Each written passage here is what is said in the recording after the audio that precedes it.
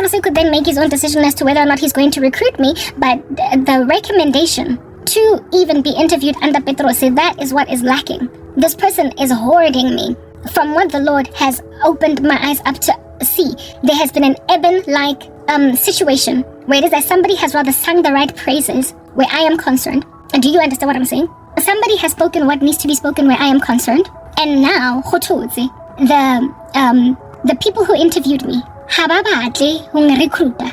thing is, this woman has the veto power, right, over their decision. So they could say, no, we don't want her because she's too skilled. But she's got the veto power to be like, I want her anyway.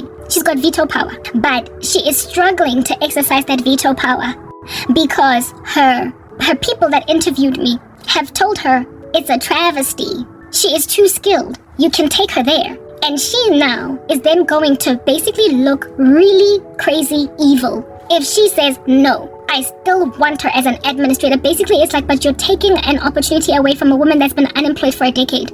You claim to have compassion for her, and the fact that her CV is yawning for 10 years, right?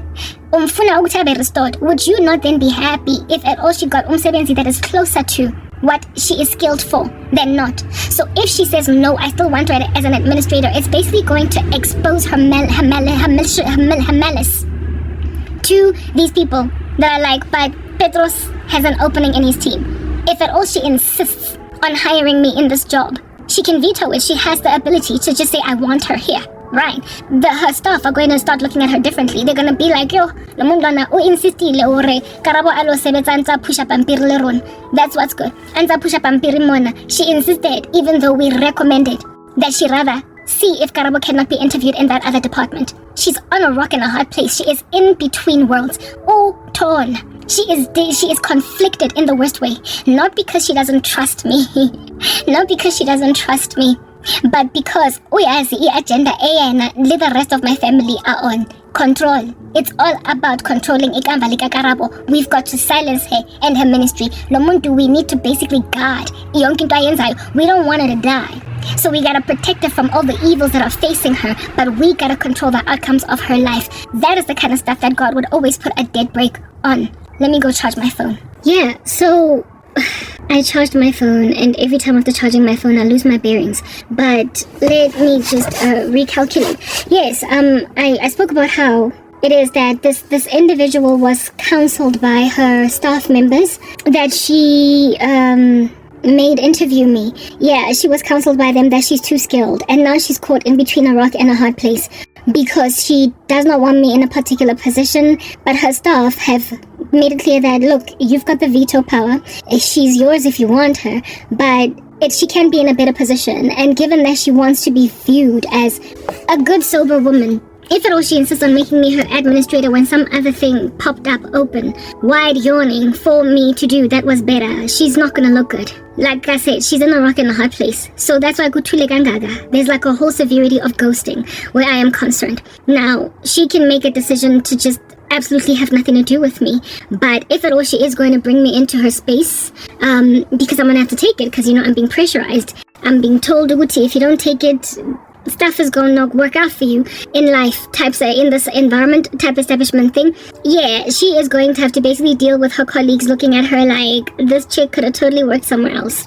She could have gotten a better job. She could have been interviewed by Petros, but you're the one that insisted that she works in this particular capacity. So she now has to either let me go, fly like a bird out there, soar, leave me alone to do what I want to do, because I don't want to work that silly job, or essentially hand my CV over to Petros. That's what she's facing at this present juncture.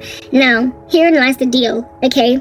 I do not want to work in an environment where it is that there is somebody holding a severity of hostilities against me, and they are more senior than me, and can therefore naysay or have some kind of voice in the ears of those that are above me, my seniors.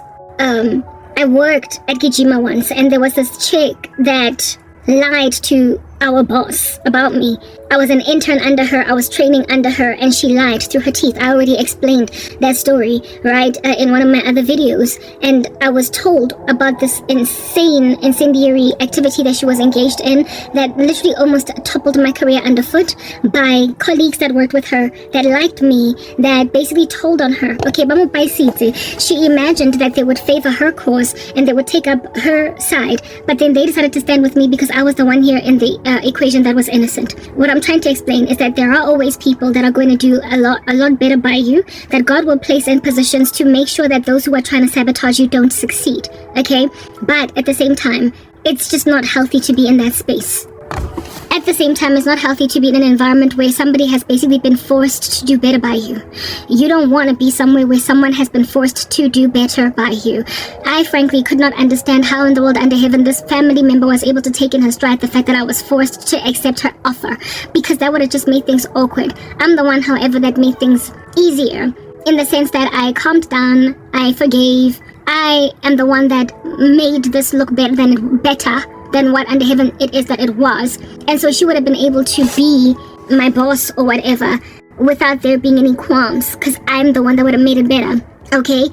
But in an environment where you are not even trying to do any differently, and somebody kind of shoves a person down your throat, yeah, that's just going to create hostilities. And again, because my family members are in the business of surveilling me, monitoring me, hooking up all different kinds of paraphernalia of a looky nature on me, I see that I'm never going to be able to freely soar, fly like a bird in any environment where they're at. My YouTube channel is available for anyone at all to see me, okay? If people happen upon it, then great. But YouTube presently is blocking, freezing, doing whatever it can on me, putting icicles around my general ecosystem, making sure that nobody sees me. So presently, only subscribers can see my content. Meaning that anywhere where I work, no colleague of mine would ever happen upon my content unless they're an existing subscriber and by happenstance I just so fortuitously happen to be in the same environment that they're at. Like, yeah, properly working for a company, and then next thing, booyah, one of the employees with which I work just so happens to be a subscriber on YouTube. Unless that exorbitantly fortuitous event occurs, nobody would ever know of my channel with the kind of blockages of my person by social media that I am in. No one is going to happen upon my content. Even if they search for me, they're not going to find me, because they would have to search the exact name of the channel, and they would also have to search the exact name of my videos in order to find them, because that's how severely shadow banned I am by YouTube. They have only given my subscribers access to my new uploads. Or if somebody shares my content and somebody that I work with happens upon it and is like, hey, this chick works for my company now, okay? That's the only way that anybody that I work in the same company as would ever see my content, or if there are people that have already up to this date been surveilling me. Now, my family members are presently surveilling me on social media. They're listening to what I have to say, to a point even sometimes of embarrassingly highlighting it to me that they don't like what I said. I better just shut up already. I am being bullied, I'm being harassed, and I've got my whole civil rights being completely desecrated, ignored, and with people acting as if though that's not even a whole entire constitutional infringement on my person. Okay? No respect, even in the slightest. I am not being respected, and it hurts, it sucks. It's been something I've been lamenting against literally for a minute, and I won't stop lamenting until it stops being a thing. But my way to deal, my way to handle is through this work that I do. So frankly, I cannot keep on putting the salve on my open wounds if I'm going to be okay. Like, I comfort myself with all the sickness and the madness of the world by coming here to talk. It's like my therapist chair. I am my own strength through Christ Jesus. I am comforted. Do you understand? This year cannot stop because of the fact that I'm constantly beleaguered. There's always just this barrage of insults around me, so I need to self-therapy. Yeah, when then you take that away from me and you put me in some dead-end job, you are literally asking for me to be this melancholic, miserable, middle-aged woman who has lost it all, and it appears Christ did not have my back. I'm not prepared to be all that morose when I don't have to be, okay? So to take away my ministries, to take away the avenue of escape out of a world full of chaos that does not like disciples. You cannot take that away from me. Not only that, it's just wrong, according to God too, because we are supposed to make disciples of all nations. So I'm not about to go and deny Jesus Christ, but I don't want to be in an environment where somebody knows my YouTube channel that's been surveilling me all this time, that's been a naysayer. My family members all have access to my YouTube channel, they're privy to it. They have my links through Facebook, etc. And the only way that they would essentially be blind of what in Under Heaven is that I'm saying is if I stopped uploading on my main channel. And I said the other day that I'm not going to do that because at the end of the day, I burden for their souls. And I'm still rooting for them. And nobody else is out here trying to snatch them out properly from the flames of hell because they're sitting in unrighteous churches. They're sitting in seeker-sensitive churches, if at all, listening to health, wealth, and prosperity gospels, and are not in environments that are convicting them of the sins they're committing. And I'm the only source of such explanation as that. I am the only source of a true rod on their back, true discipline, and the only true sound voice of reason because they are gathering for themselves actively numbers of teachers to teach them what the itching ears want to hear. When they are recommending what book to read or who to listen to, they be out here telling me about Sarah Jakes Roberts. Do you understand? T.D. Jake's daughter. Like, they would never write out a Tim Conway or a Paul Washer sermon. So I'm all they have. That's why I keep coming. Because they need a Tim Conway coming through me. They need somebody that is speaking the truth. They hate the words of life, but they stand to be healed by them. And if I suffer them long, I stand to basically snatch my family members out from the flames. So it's the only reason why I keep on rocking up in my channels. Because like I said, I am their only Paul Washer. I am the only Tim Conway. I am the only sound disciple that is not out here punting health, wealth, prosperity, and get away with murder because you've said the sinner's prayer. I'm the only person not doing that in their lives. So I come to this channel, but I don't want people being directed to my ministry from a vantage point of hating it. If at all a colleague of mine were to happen upon my ministry, let it be because, I don't know, one day, happily, lovely, YouTube lets me go and stops shadow banning me so severely, and then as they are perusing the streets of YouTube, they click on a video that, oh, that's my colleague. I don't mind a colleague finding me that way. Okay, I also don't mind a colleague being recommended my content by someone that is actually rooting for me. On some, hey, listen to Karabo, she's got a ministry, it's so inspirational. And then I have a colleague out here clicking on it on some, oh, our colleague is on YouTube. I really don't mind. Like, when I was at MTN, people could search my name on the internet and find my blog and read my content, and many of them did. I explained that there were some people who were privy to my blog and I was content with it. I didn't care. I didn't mind. And some of them even went so far as to, let me know that they know that I write and talk about what it is that I wrote in my ministry. I don't mind. I really don't mind, because the more the merrier. If I can reach people for Christ, great. And also if I can discover that there are people who love Jesus that I was not aware loved Jesus, and they're in my collegial space, we can fellowship at work. Hallelujah. I don't mind. I'm not out here doing taboo things, speaking taboos. Okay, fine. So maybe I might be ever so slightly taboo, but the things I'm speaking are words of life. And we live in a country that is teeming at the folds with all different kinds of nasty stuff going on. Witchcraft is like running rampant, and South Africans need to hear. So if people can be edified by my work, great. And if these people just so happen to be colleagues, even better.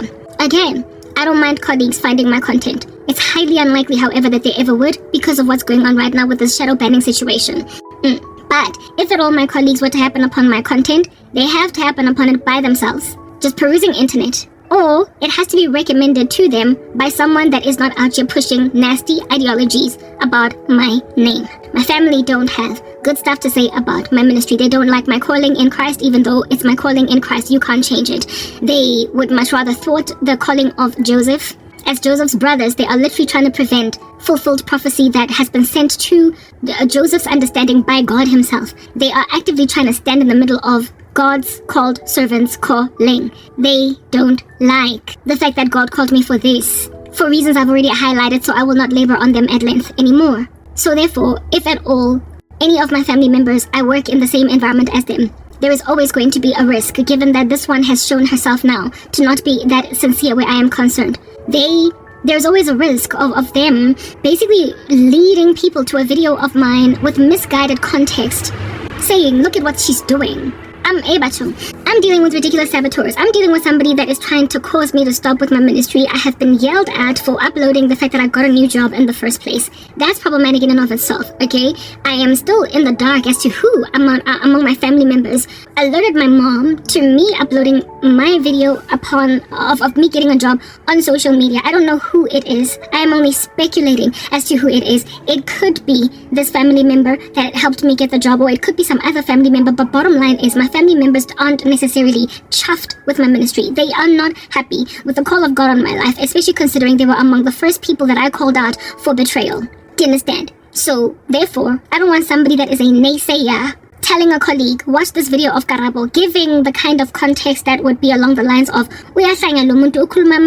she's accusing the whole planet of witchcraft, and on top of that, I don't know who she thinks she is. She thinks she's called. When then you've got colleagues looking at you like you're some crazy person speaking like random strange smack on the internet, and they don't peruse your content from a vantage point where they're coming with neutrality, but there's a bias in them. They're already skewed towards a particular goal. They will be inclined towards taking the side of whoever is this random malicious, sower of bad words, this Discord person. I do not want to get harassed. I've already endured severity of persecution, guys, and it's bad. When I was at MTN, when people happened upon my blog, they were coming into it from a vantage point where I was their colleague and that's it. Oh, it just so happens that Karabo writes. And, okay, pleasant surprise. Karabo the Christian. That's how it was. And then when everybody was gossiping me, speaking smack about me because they were trumping up charges against my person, that's when what was in my blog became taboo. So I am thoroughly aware that based on what vantage point a person is approaching your content, they can either persecute you for it or be pleasantly surprised by it. My content stands to make people pleasantly surprised insofar as people are rocking up there with a neutral ear. And there are no skews or biases. But if it gets recommended by somebody who has a skew and a bias, I am done for. And now I cannot be having some rumor mill random, sudden or overnight change in treatment of my person by colleagues because they all now are reading either my blog or they are watching my YouTube channel. Like, if they're going to be watching my YouTube channel, let them come to me and say, I see you are covering Christianity. I didn't know you did YouTube, sister influencer. I would rather they come to me talking to me about my blog that way or my YouTube that way, rather than them look at me bang sebe in corners on some next thing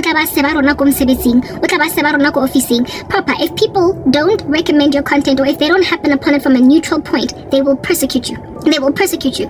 And I don't want any such thing happening to me. Okay, so because I don't want any such thing happening to me, granted that I am aware that this cousin of mine is in a rock and a hard place with placing me in a job, alright?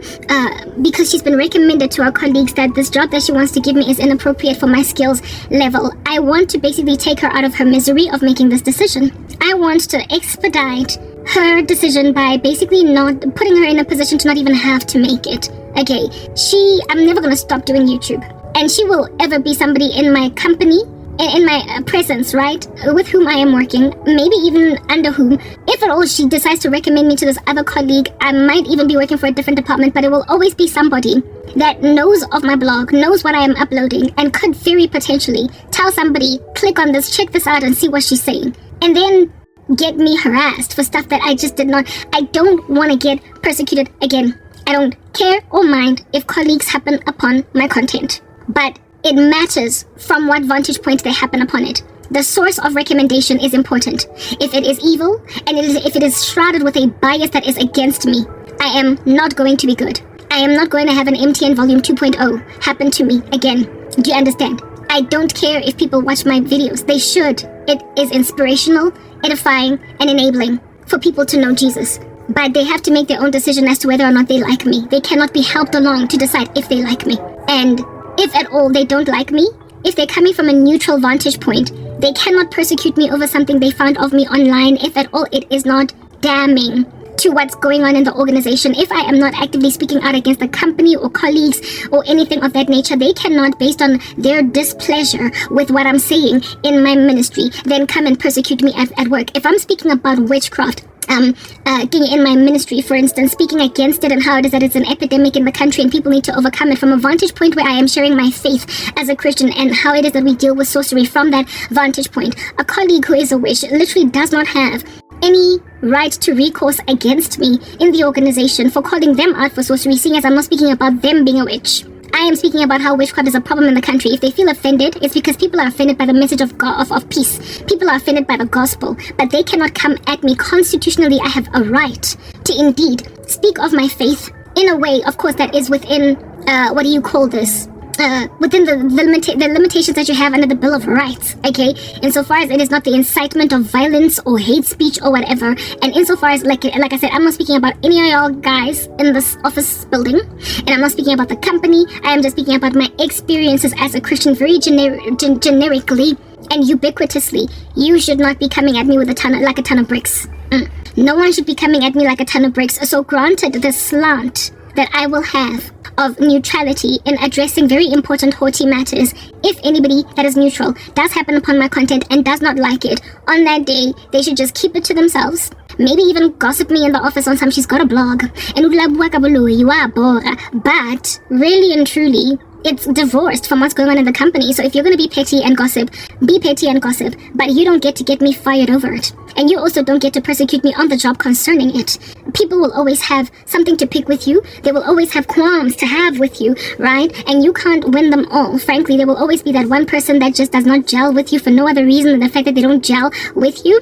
But when you have got protections under the law of your nation as a citizen, they cannot just come at you with it. People will be petty over whatever it is that they're petty over. But protecting yourself from that pettiness is in basically staying within your lanes, keeping within your demarcations, and trusting that they in and of themselves will also stay within their demarcations. If I am disliked for my Christianity, it's okay. Not everybody's going to like me. The world hates disciples, but you don't get to persecute me on the job with it.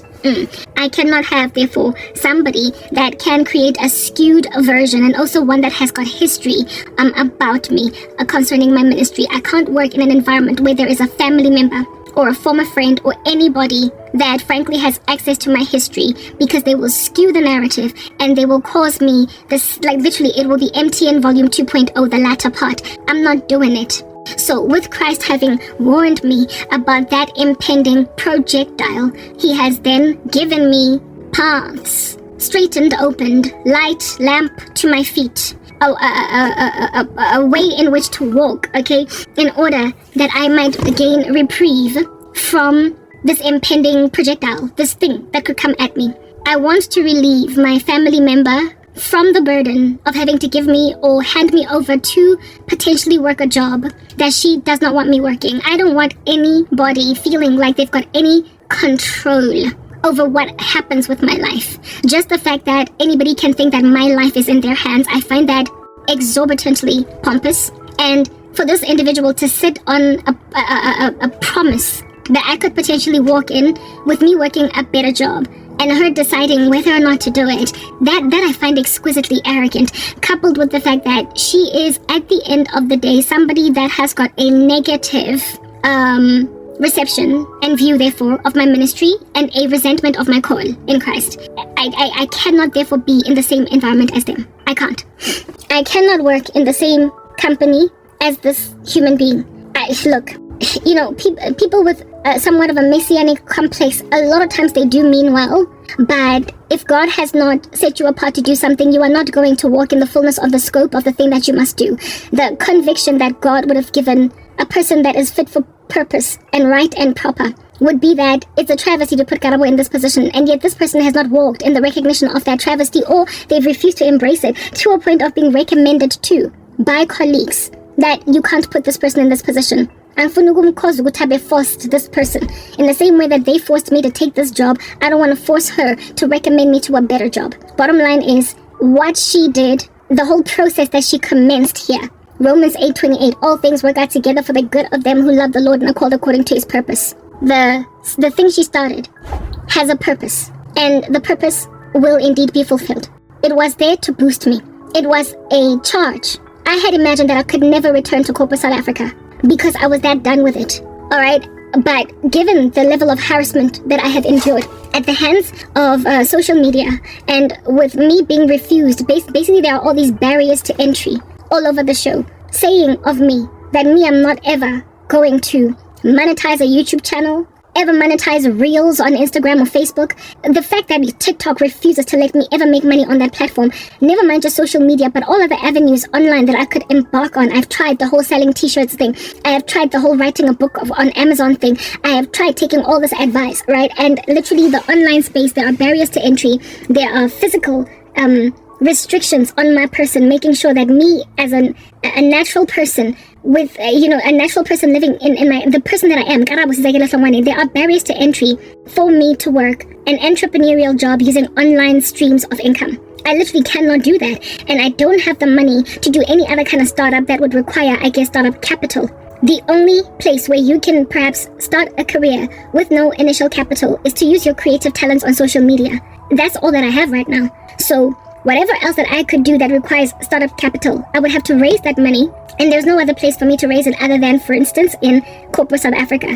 What I'm trying to explain is that while I had completely written corporate off, I realized through this whole situation that perhaps maybe that's what God was doing all this time. I told you guys that I got an email from God. Well, it wasn't an email from God, but I got a dream of an email from him where it was written, "It's time." I could not understand what that meant, but basically what was being communicated there was that it is time for me to ultimately break out of the grain of sorrow and suffering and want and lack. I thought that meant through social media. I thought that meant through me monetizing a YouTube channel finally, and maybe it does eventually. But long story short, what it does mean is that a door has been opened that no man can shut. I have not known what that door is. I have been trying to open multiple doors. I've tried to open Instagram's door, Facebook door, YouTube door. I have tried to open online streams of income door. I have tried to see what God was saying with its time. But when the Lord is doing something and it is you leaning on your own understanding, and so therefore you think the thing is doing is something else, he will always bring something on board to basically jolt you into understanding as to what he meant by its time. And I believe what the Lord was showing me was that it's time for you to finally put your CV out on the market again and see who is going to call you. Cast your bread upon many waters. Cast your bread upon the waters, and after many days it'll come back to you. I believe what the Lord was showing me was that I am the one that closed the door of you working in corporate South Africa a proper job, because I was said handing your enemies over to a strong delusion. Do you understand? But now I've opened a door that no one can shut. And so in spite of your gap in your CV, there will be people that will be happy to appropriately interview you for a job. Of course, I'm not going to start where it is that I would likely have been after 10 years, because I haven't gained those 10 years of experience. Frankly, this is loss of income. It's the kind of stuff that you would win a lawsuit over. But people will at least be willing to, at a minimum, acknowledge what I did as at the date of departure from corporate South Africa. Just like a mama leaving to go and raise her children for 10 years and then coming back to the corporate space. The opportunity she is awarded will likely be one that's aligned to her skills, instead of you just throwing her in the bucket of the call center again, throwing her in the bucket of some admin job again, in the bucket like if the woman has worked, if she's done certain time, it's just a matter of, shining the trophy, shining the pen, shining the pencil, shining the thing with which is workplace paraphernalia, and then her, from that point going forward, hitting the ground running. I do not know what God meant by its time, but one thing that is certain is that it is time. That email that I got with the "it's time" was perhaps like 4 months ago. And indeed, from around 4-5 months ago, my YouTube channel, all of a random Sunday, do you understand what I'm saying? I started to get subscribers with videos. I would upload shorts. I would gain subscribers. I just burgeoned. I started to grow after being frozen. But now strings have been pulled with YouTube to block me. I've had my advanced features taken away, and YouTube has restricted me to only dealing with subscribers. Facebook has also restricted me to only dealing with followers. Like the 1,000 followers I have on Facebook are the only ones that can see me. The 1,000 followers I have on Facebook are the only ones that can see me. The however many thousands of subscribers that I have on YouTube are the only ones that, y'all know how I'm shadow banned, right? So basically, I can grow, but YouTube is the one that closed me off. If at all, that streak of suddenly getting listened to when initially nobody wanted to listen to me, if that streak applied on YouTube, if it applied on Facebook, then that streak must necessarily also apply on Peanut. That streak must necessarily apply on Career Junction, on LinkedIn. What I'm trying to explain to you guys is that the same overnight growth of my shorts when I uploaded them, and I'm out here getting 200 new subscribers in a week, that must also necessarily mean that the very same recruitment agencies that have just been squinting their eyes and gliding right by my CV for years now won't anymore. That's what that "it's time" must mean. And this time around, unlike with YouTube, where it is that I was able to appear to be gaining monetization, and then I was suddenly blocked by YouTube, bottom line is, once a company has hired you, you're in. You're in. No matter how much colleagues might try to sabotage you, bottom line is you can hold on to your job for dear life. And I can get into a job, and even though colleagues might try to sabotage me, I will hold on to it for dear life. Just as I'm holding on right now to my little YouTube channel for dear life that has been frozen, I can hold on to a job that's giving me an appropriate salary with appropriate job satisfaction and appropriate usage of my skills for dear life, even if some sabotage is happening on the left and on the right of me. Bottom line is, I believe that God used my family member to show me that if you try to get into corporate, you will succeed. Because here it is that my family member tried to hook me up with a job that didn't make sense, and her colleagues were like, no, hook her up elsewhere. She's the one that's apprehensive and is being a barrier to entry, trying to block me from getting a job that is more appropriate inside her own company. But bottom line is the opportunity is available. So how do you get rid of that barrier to entry? If I am the one that physically sends out my CV myself, Petros will be the one to call me. The people who interview me will be the ones to recommend me to Petros instead of them leaning on a family member to say to Petros, will you look at Karabo's CV?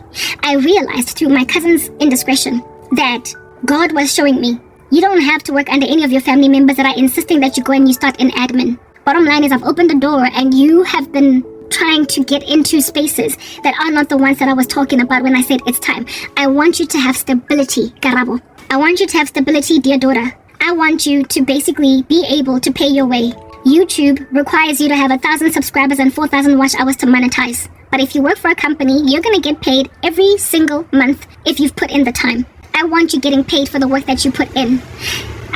YouTube was able to thwart you from getting to a point where now you can make money from what you upload. Now, the equivalent of you recording a video every day, editing it and uploading it is going to get you rewarded with a salary. What you need is money. You need stability. So go and put in all your effort somewhere where you're going to be getting paid at the end of the day, and let YouTube be like what it has always been historically.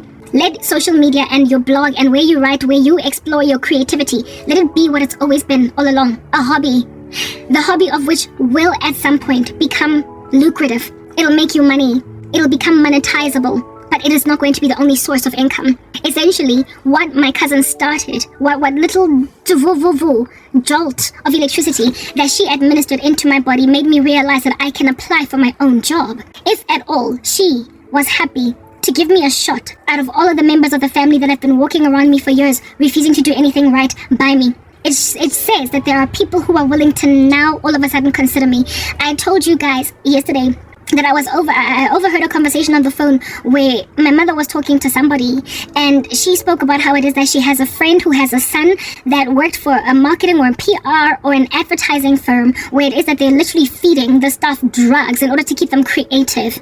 And I was like, why in the world would South Africa be plunged into that? Why would it have to stoop so low? That's the thing.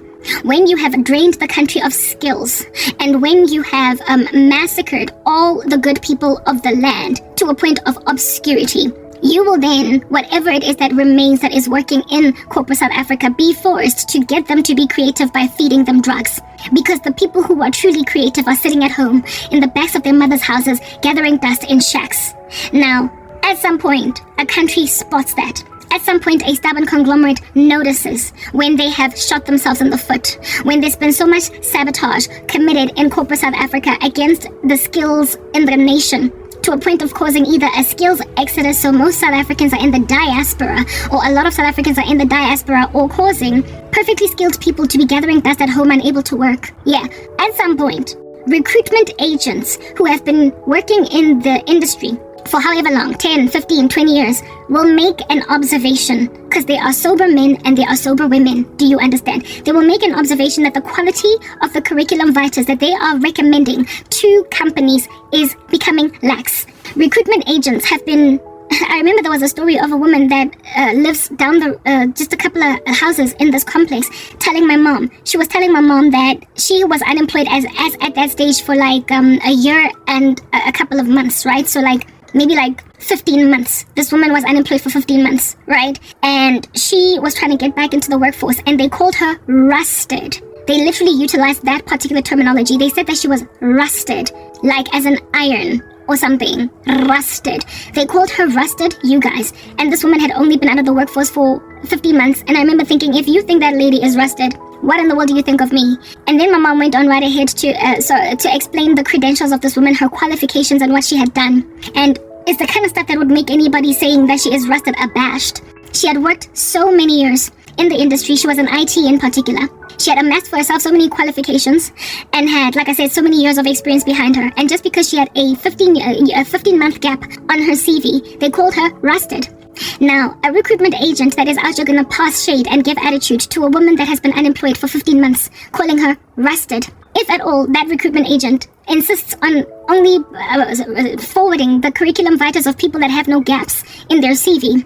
And these people keep on disappointing companies, and there's like a high staff turnover, like just absolute disappointing performance on the job. At some point, that same recruitment agent is going to remember that rusted woman, the one that she interviewed and who she did not recommend to the company because she is rusted. You will reconsider sending her for an interview in that company that is sick and tired of you sending them lackluster talent. It's what I'm getting at.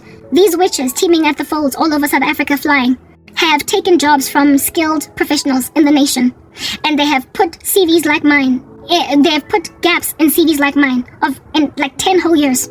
And so the industries out there are calling us rusted. But people are disappointing on the job. That's what I'm getting at. Creative agencies have got to feed their staff members drugs in order to make them continue to be creative. With that level of high staff turnover in corporate South Africa, eventually, after enough people get turned back, or enough people are fired or quit their jobs or have to leave their jobs quickly before they get fired because they've been that underperforming, eventually recruitment agencies are going to be like, are you prepared to see a person that has not worked for 3 years? And much to their surprise, bosses are going to be like, let's see them, let's see. And these individuals who have got 3, 4, 5 year gaps in their CV, 10 years, like in my case, or 1 year, 3 months, like the rusted lady, they will be pleasantly surprising and therefore eventually recruited. Man, oh man, I wish I had one of those phones, one of those cars, that have a USB charger on the inside, because, this charging, like how much time I have to wait for the phone to charge, and it's like I insist on recording inside the car. Anyway, let's just get straight to the point. I want this to be the last leg, because I'm not trying to go back inside and charge the phone. Again, yes, I was speaking about how it is that this whole situation has made me realize that God was doing something else that I was not aware was to happen. I had essentially written off the prospect of going back into corporate South Africa, but because of how many blockages I have endured at the hands of social media, and me being unable to make money from online streams of income. Where's that glare coming from? I need to eliminate it. With me being unable to make money from online streams of income, I have realized, like, I don't even know why it took so much for me to come to that realization, because it should have been one of the things that I considered, but I've just had so many barriers to entry and chocker blockages slapping the living daylights out of me, even from an attempt to return to corporate South Africa before I have. And guys, I've sent my CV. I have been hurt so much by recruitment agents who would call me for an interview, and then they would like completely ghost me afterwards. When then I would call them, they would act like I was this tick, this bug, this thing that's annoying. One of them even went out of her way to essentially offend me, like insult me, vocally, like she vocalized it, and it really broke my heart. So I've just been hurt a lot. I have not had access to actual companies. I've only ever hit brick walls at recruitment agents, and these recruitment agencies refused to recommend me to companies because of the gap at that stage on my CV. I would only have like 6 months, a year, 2 years of a gap, and they ignored me at 2 years. So I told myself that if at all, when I only had 1 year gap, 2 years gap in my CV, and I was completely ignored or mistreated by recruitment agents, how much worse is it going to be than with a 10-year gap on my CV? Until this afternoon, I realized that there are women, and this was the most especially encouraging portion of it all, women that have gone back to work after choosing to be stay-at-home moms, homemakers and whatnot, and they were able to reignite their careers. I was like, I would be no different from such a woman as that, who would leave her career at the age of 30 and then decide that she wants to work again at 40. It's happened, and they don't have to start from scratch. Not only that, this thing that's happened with my family member has made me realize that I've just written myself off, okay? I realize that there are people who are going to be willing to listen to me. I've just written myself off. And also, the thing that has made me essentially be bereft of any opportunities the past year, 10 years, has been recruitment agencies. They've been standing between me and prospective employers. Employers are the ones that are going to put warm bodies and chairs in their companies that decide to trust somebody to hit the ground running in their company. Okay, yeah, and so therefore, they're the ones that I need to talk to. I just need to lean on either a company that puts a post or whatever, like a vacancy on PNet or T-Junction or Career Junction or what do you call this? LinkedIn. I'm not on LinkedIn and I'm not about to go on there, but you get my point. Directly themselves as a company, or a company that has an internal recruitment team instead of just like a recruitment agency type thing. I just need to try and find those people to basically have no middleman. I need to go past the middleman because, look, this is what's good, all right? Recruiters, I am pretty certain, are exhausted. They are. Just from hearing the story that my mom was telling about people being fed drugs at a marketing firm in order for them to be creative, it tells me that if at all companies can hire somebody that is organically creative instead of one that is made creative through drugs, then they will run for that. I feel as if South Africa has suffered such a severe skills exodus, and they have suffered because especially ever since COVID, and ever since, not only were we slapped silly by coronavirus, but the whole world was, but we were also we are slapped silly by power cuts. Innovation, people are in dire need of it, coupled with the fact that a lot of people have been displaced by coronavirus, right, from careers. Like during that season, the global economies suffered, and a lot of people were made to sit at home because of those global economies suffering. A lot of them now have to be recruited back into corporate, so there are more people with gaps in their CVs than there were prior to COVID-19. Essentially what I'm trying to explain right now is that I am able to get given an opportunity now in a way that 2, 3, 4, 5 years ago, that wasn't a thing. First of all, South Africa has bled.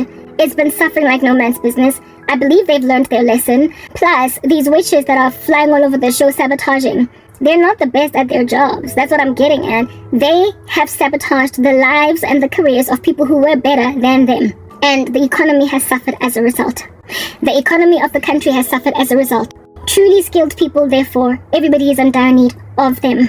It is a travesty what is going on the part of the South African economy, but it's not going to recover unless the right people are reinvested in it. Like I said earlier, for as long as we are yet to be in the Great Tribulation, we as Christians will always have somebody willing to listen, especially when we are living in countries that are free, democratic, with religious liberties being a thing. There will always be somebody willing to listen to us. So just because people have not been listening to you for 10 years or for 5 or for 7 does not mean nobody's going to be ever willing to listen to you. That is the epiphany that I happened upon. This whole thing that has happened with my family member has made me realize that I need to try again in corporate South Africa.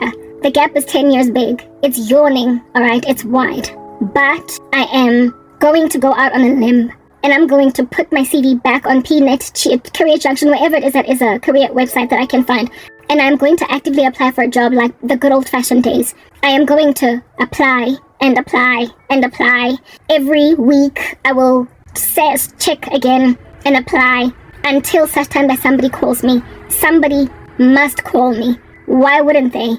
The reason I say that is because God showed me it's time. Somebody needs my skills. And I do believe that largely where I will be adored is where it is that people are tired, or an individual is tired of just the staff turnover, in and out, basically bringing somebody on board on contract that keeps on dropping the ball, and they need someone that is reliable. I feel as if though I am fit for purpose proper to be able to fill that slot. I was never supposed to work for my family member to be plundered, looted, with limited recognition of my skills, because all along they've not been wanting to acknowledge me.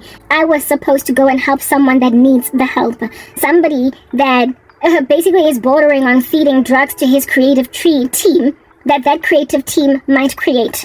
And realize that what is the point of getting people fresh out of university or whatever, or fresh out of another company, only for me to have to feed them, like I said, performance-enhancing drugs for them to do well, when there is a person that is perfectly fit for purpose to do this. Top of that, because I've been out of the market for as long as I have been, I am essentially, unfortunately, and quite uncomfortably too, cheap, okay?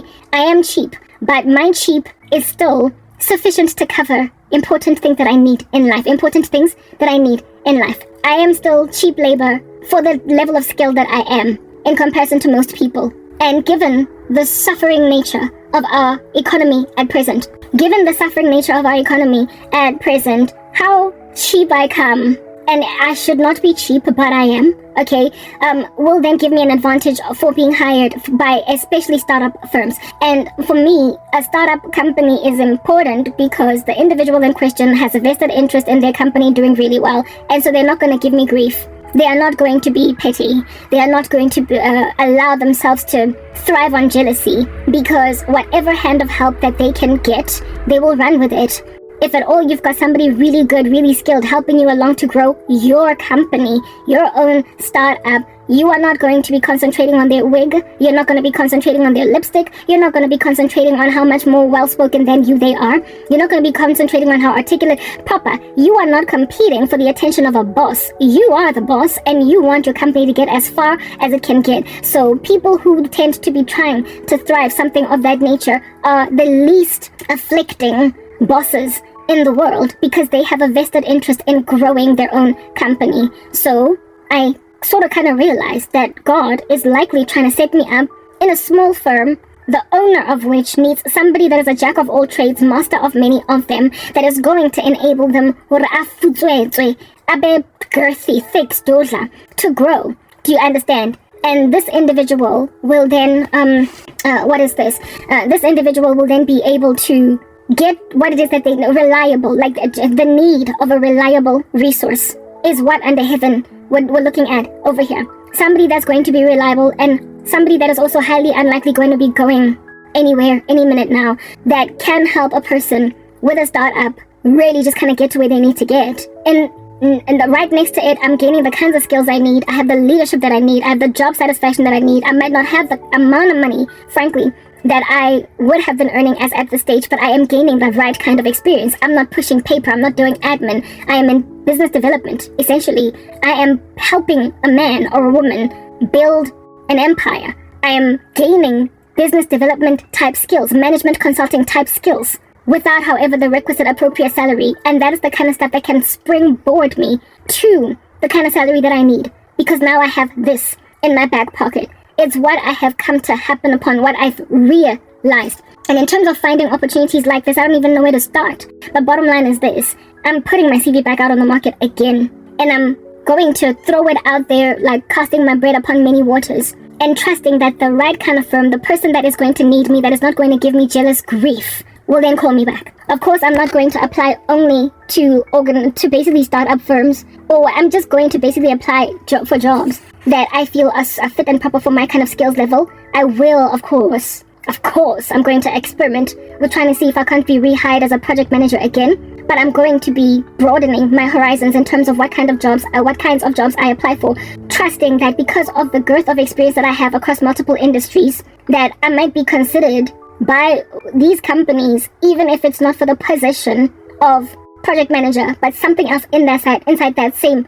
company, or inside that same organization, that little firm, whatever's going on. And so therefore end up working for a neutral boss, somebody that does not know about my social media presence, somebody with whom, of course, I will be honest as to what happened with me. I'm never ever dishonest. I'm always speaking truth about what happened to me. I don't hide what happened at MTN because I'm completely innocent. Like, I lost my case at the CCMA, I was done dirty, all that jazz, I explain, and what have you. And if somebody's willing to bring me on board in their books, even on contract, then that's a start. But bottom line is this: I'm not going to be pushing paper for somebody that is insisting on keeping me lowly. I'm not going to be doing that. But I've got to hurry on up with this. I gotta get, hit the ground running. I gotta hurry.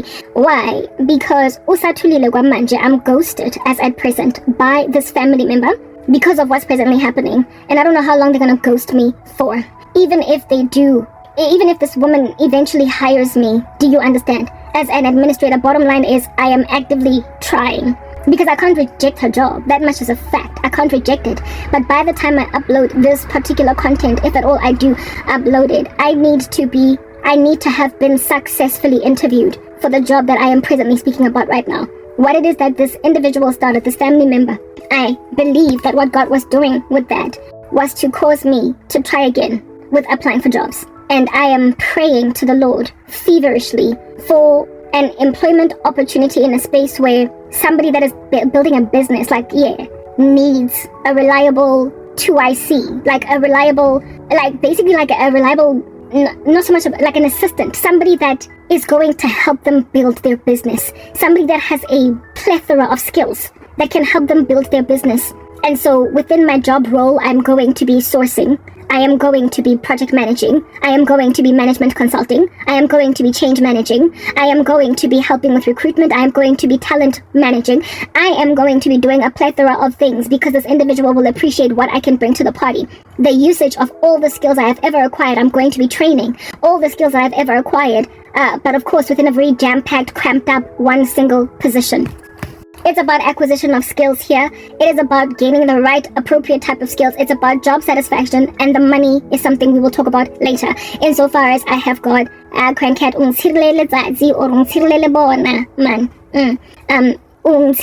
man. Yeah, it's about what is this? Gaining the right kind of job satisfaction. I don't want menial tasks. Admin, goodness, that's gonna eat me whole. Like, I do not care about how much I'm earning, even though really give me money, okay, like don't give me something that is not going to give me basic things that I need, right? But like what I'm more intrigued by at present is the actual job. Like I want a role or a function that is going to I've even like one interview that my family members set me up with was somebody that was again trying to juice me for admin scraps. I highlighted it to them that seeing as you're trying to start a marketing department from scratch, I'm the person for you because I can help you source talent, I can help you business develop, I can help you change manage, I can help you with and this person just looked at me like it's daunted on some I don't know, and you see spirits of competition and all those, like they came in, but a person that is starting up their business and they have a vested interest in making it work and making it succeed, and they don't have time to basically run with nothing but jealousy, they are going to get over whatever issues or sentiments they might have with me. They will merely appreciate the work that I am putting in to help their businesses grow. The thing that they get is a reliable resource on the right, and on the left what I get is the kind of experience that I need and something that would give me true job satisfaction, even if the money is not quite there yet. You all know.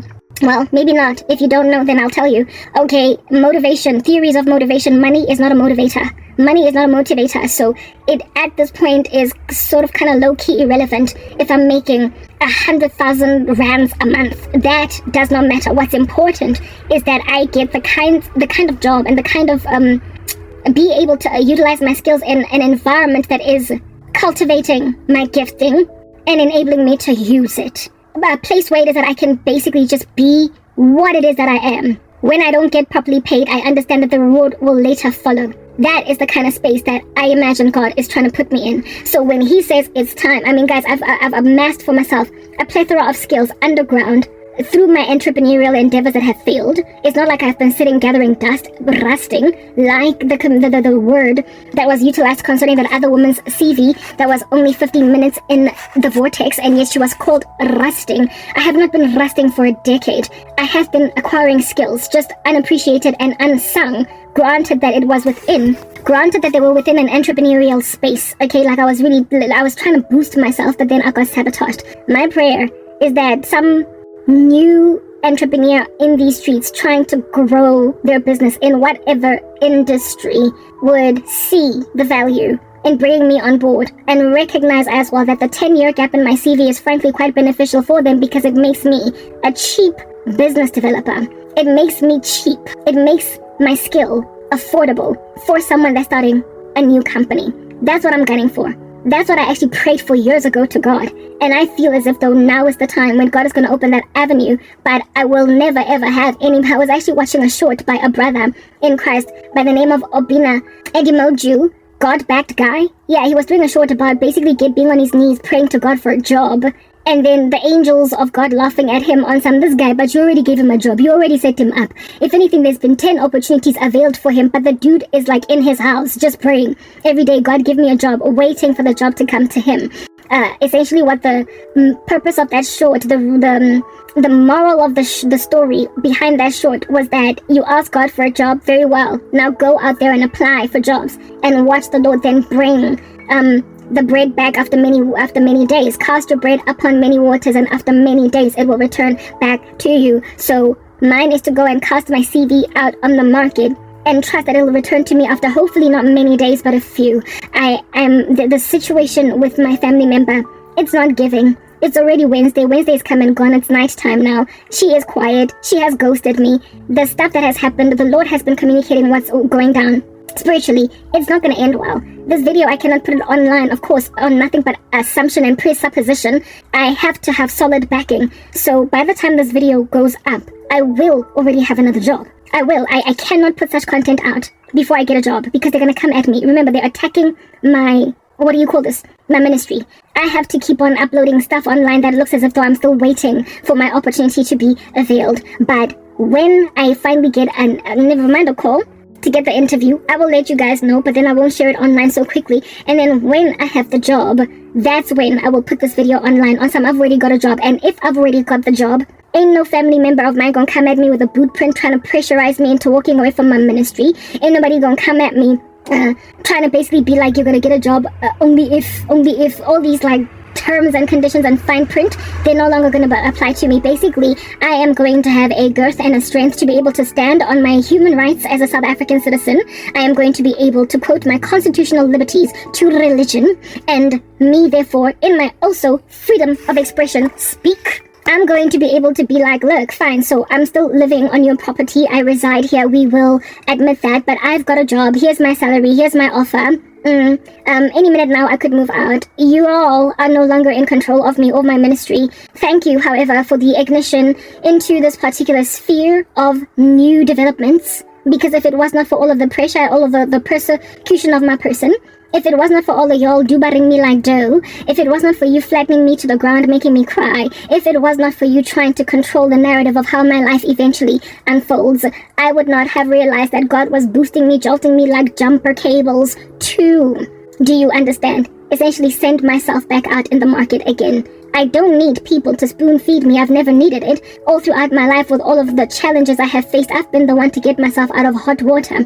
I've been the one to apply for my own jobs. I've been the one to do well in my own interviews. And I have also been the one to get promoted of my own volition and of my own hard work, therefore being seen by another person to then elevate me to another place. I've never needed anybody to call in a favor for me. Literally, it's never happened before. It's never happened before where I got, like a huge jolted job promotion because somebody pulled in a favor for me or spoke in for me. I've often displayed or proved myself before complete strangers that then came to agree that I was worth their while. There's only one time in my life where it is that I have been set up with a job.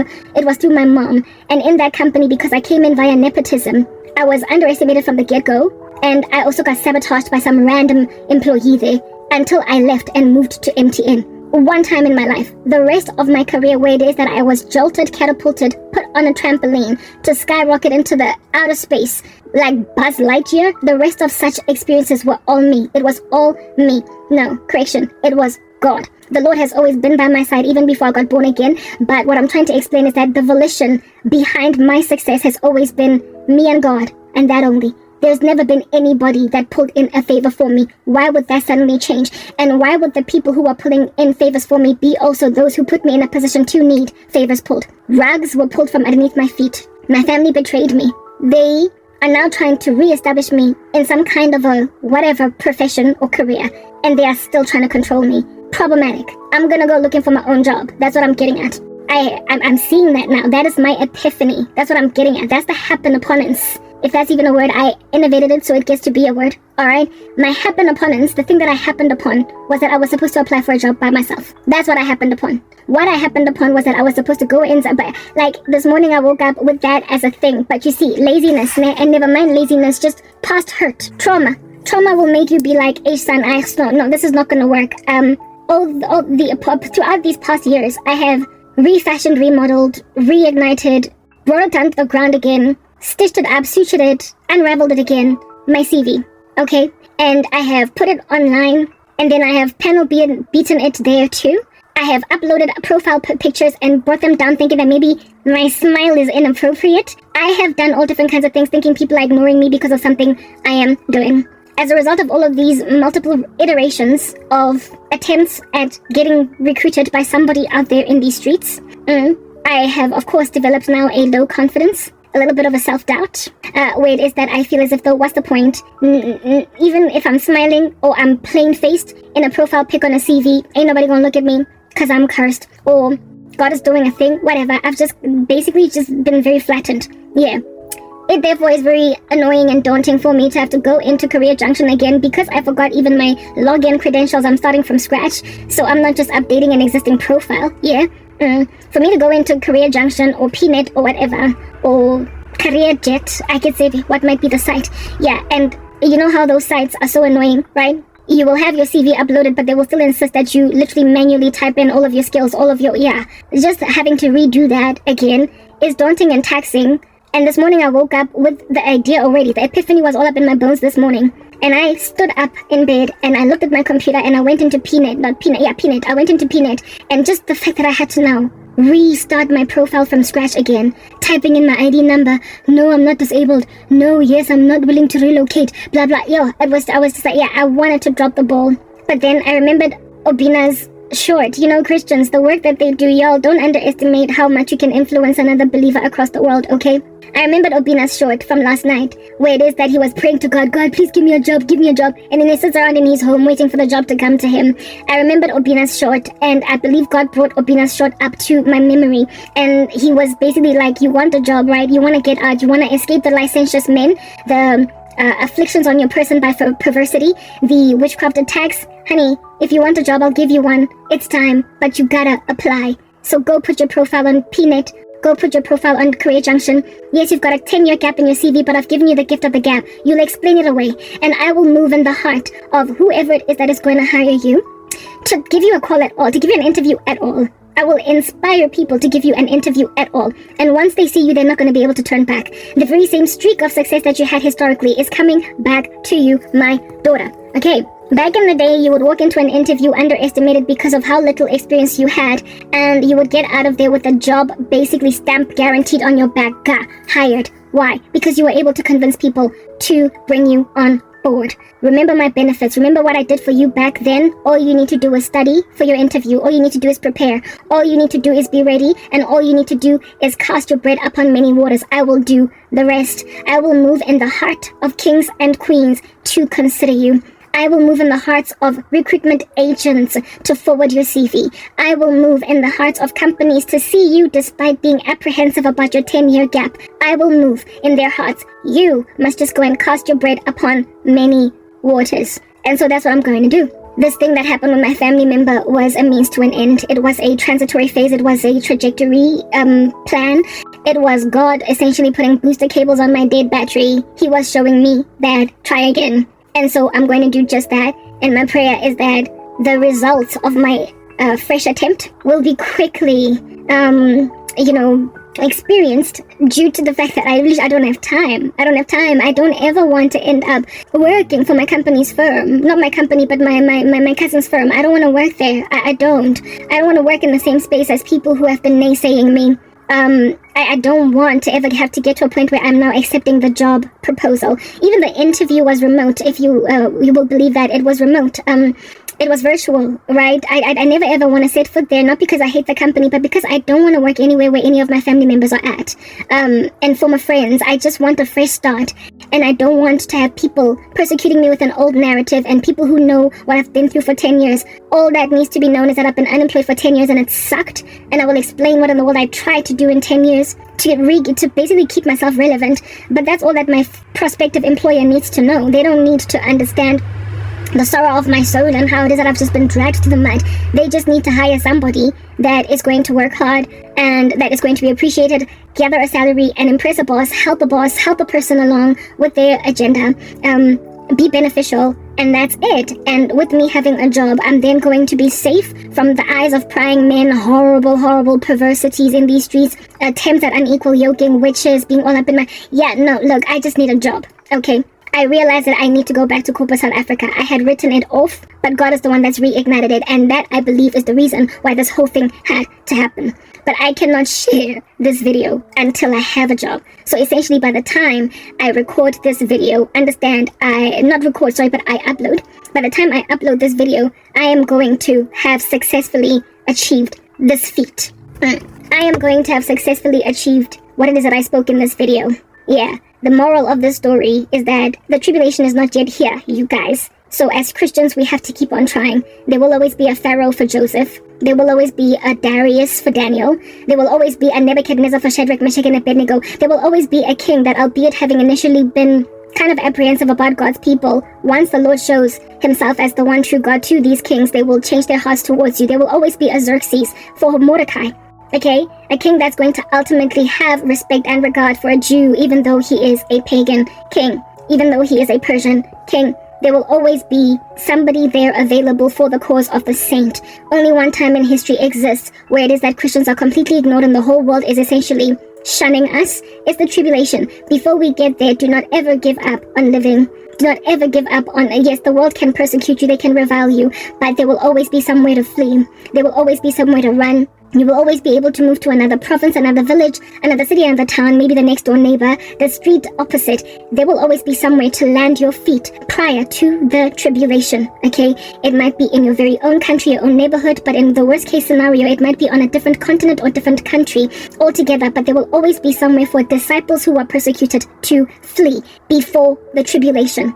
Don't ever throw in the towel. Don't second guess what God is doing for you. Joseph was in a foreign land as a prisoner, having initially started out as a slave. There was no way anybody was going to give him any favor, even in the slightest, but he had something special that no one else had. He had an ability to interpret dreams, he had a relationship with God, and he was the only person that could help Pharaoh along, and God was the one that mobilized such things as those. God did that, and praying in tongues, you guys, helped me get to that conclusion. So those of you that have written off tongues, I would implore you to reconsider, because all this revelation came because of tongues. It is because of praying all night long. Last night I was a bobblehead around 11:30, going on 12 p.m. at night, right? And I prayed it through, and I only slept at like 3:30 in the morning because I was severely demonically attacked. And in the morning I woke up with this fresh, sparkly revelation. Okay, I've been enduring a severity of spiritual war the past 3 days because of me getting rebuked for doing the work of God, and sharing, apparently, like, allegedly speaking too soon by my family members by uploading my testimony on YouTube. And I came here and I lamented, and I did not get a break from even those videos until now. Only now am I feeling like I'm on to something. And all that happened because of ceaseless praying that cannot possibly be just mere inaudible, incomprehensible mumblings of nothing at all. Like, if I was not truly praying, I would not have gained all that revelation. Plus, I'd be in a lot of trouble, guys. A person that is suffering as badly as I'm suffering, if they don't pray, they're done for. Do you understand? Prayer not only strengthens our relationship with God, but it wards off lots and lots of darkness. The majority of my prayers are in tongues. Every so often, yes, I do pray in English or Tswana or whatever might be the language in question, but largely I pray in tongues, you guys. And for 10 years of suffering, me praying in tongues has borne this kind of fruit for me. Basically, I've become more than a conqueror. I've overcome suicide. I've overcome so many feats. I have had bonds loosed, chains loosed from my pain, from my chest, that were basically inducing so much despair and suicide ideation that I felt like I was gonna die. And because of praying in tongues all night, I wake up in the morning feeling right as rain, feeling a lot better. I have overwhelmed demonic structures from here to Timbuktu.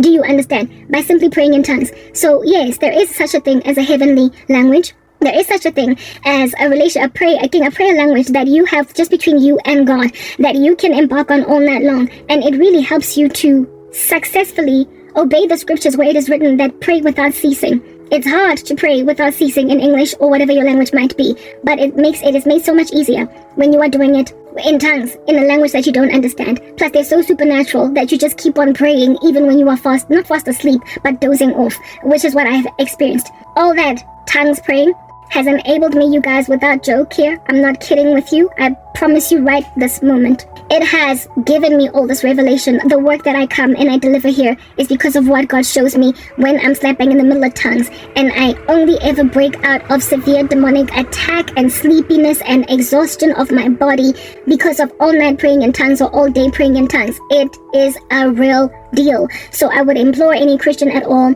that does not yet have the gift of praying in tongues to ask the Lord for it, to enable your prayer life to be that much more fluid, for the yoke of praying in tongues to be that much easier, and for its burden to be that much lighter. It makes it a lot easier to pray.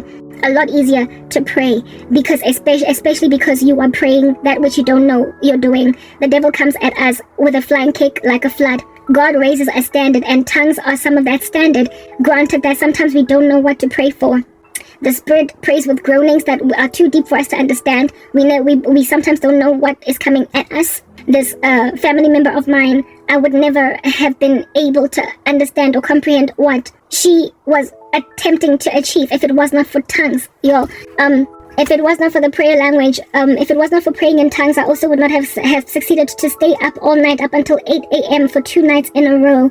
Okay, basically praying against the strategy that I imagined she was coming with, and this is the fruit that it has borne. It's broken my heart, okay, because it hurts to always have essentially enemies apprehended. But what is also true is that it gave me the rather thing that I needed to experience here. God protected me from ending up working in an environment that didn't make sense, but he also gave me a way out. Tongues did that for me, y'all.